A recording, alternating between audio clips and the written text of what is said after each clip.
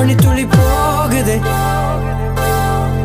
மார்பின் வேகம் கூடுதே, மனமோ ஏதோ சொல்ல வார்த்தை தேடுதே. கண்ணெல்லாம் நீயே தான் நிற்கின்றாய், விழியின் மேல் நான் கோபம் கொண்டே இமை மூடிடு என்றேன். நகரும் நொடிகள் தசையடி போலே முதுகின் மேலே விழுவதினாலே வரி வரி கவிதை எழுதும் வலிகள்.